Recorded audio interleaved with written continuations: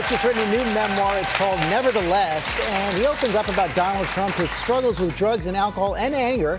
Also says he's now the happiest he's ever been. We sat down for this exclusive interview. In his brand new book, Alec Baldwin digs deep. You go back to your childhood, some vivid memories of your childhood, but also the pain you saw in your father's life. I just was obsessed with work and making money because of my dad. You know, they wanted to be happy, and they were just crushed by debt and money. I remember, like, I would go my whole life going, I gotta make money, I gotta make money, I gotta make money. Don't want to be like my dad, don't want to be like my dad. Any money choices you regret? Oh, sure. You think that I need help, do you, Mama? One of his first big roles, the soap Knots Landing, a time when he abused drugs and alcohol. Baldwin writes about hitting bottom, an overdose on location. Baldwin writes, I have no idea what's happening. There's a pop inside my chest. Then I black out. What if you hadn't stopped drinking on February 23rd, 1985? That's a good question. I think that I was one of the people who was lucky that it stuck, and therefore, if I didn't get it then, I would have gotten it eventually. But I know that at that time, and when I describe overdosing on drugs, which I've kept, very private for years and years and years, I think I would have gotten it eventually. But I'm glad I got it when I did, because not many people get sober when they're young. I got sober when I was just about to turn 27. And those 2 years that I lived in that white-hot period as a daily drug abuser, as a daily drinker, to my misery, boy, that was a tough time. There was really, really a lot of pain in there. Baldwin got sober, and just a few years later, his biggest movie yet. Anybody who's self-aware and has had some success in life know that luck has a lot to do with it.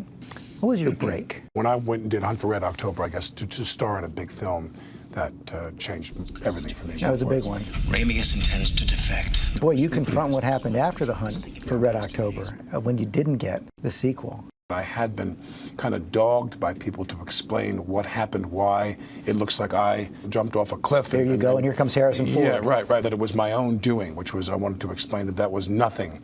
It was my own doing. They had completely engineered something. Baldwin writes that producers had been negotiating with Harrison Ford behind his back. And his words betray a bit of a grudge. Ford is one of the most successful stars in movie history. One thing he does not have is an Oscar, which must frustrate, if not burden him after his long career. And Ford in person is a little man, short, scrawny, and wiry. Hard to be friends with Harrison Ford after that, huh? Yeah, in terms of, I explain very vividly in the book how he's someone who has a completely different kind of career than I do. A mega movie star career, no doubt. I'm not diminishing that. But I think he makes his choices based on an entirely different set of values than me. Baldwin also confronts his bouts of anger, run-ins with paparazzi, and that infamous voicemail for Daughter Ireland in 2007. You've written about it before. That voicemail, you said he caused a permanent break in that relationship. Permanent? Because it's thrown in your face every day. As I mentioned in the book, there are people who admonish me or attack me and use that as a constant spearhead to do that. It's a scab that never heals because it's being picked up all the time by other people. And my daughter, that's hurt her in a permanent way. That relationship is mending, and Baldwin is happy at home and at work, even though he doesn't always love playing Donald Trump. Who here loves Trump? You say it's kind of stressful to play him. Well, it's stressful to play him because it's not somebody who I am in love with.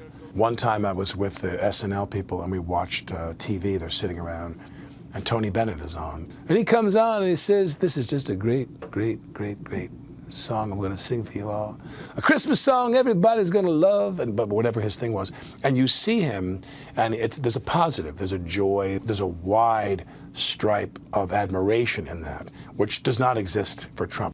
Final question. It seems as you wrap up the book and talk about Ilaria and your little kids, you're about as happy as you've ever been. You talk about in the business, you got to be lucky, and I have been lucky to some degree, but I'm luckier in my personal life. And I'm glad that I'm luckier in my personal life. And if I had to choose, I'd pick that. Yeah. 59 years old, 3 kids, I think all under 6. Wow. Keeping him busy. Handful. Yeah, very open there. Yeah. About his relationships, everything. Nevertheless. Yeah, he doesn't hold back at all. Does not hold back. We'll hear from Harrison Ford later, I think. You can see the rest of my interview with Alec Baldwin tonight on Nightline. That's at 12:35 Eastern.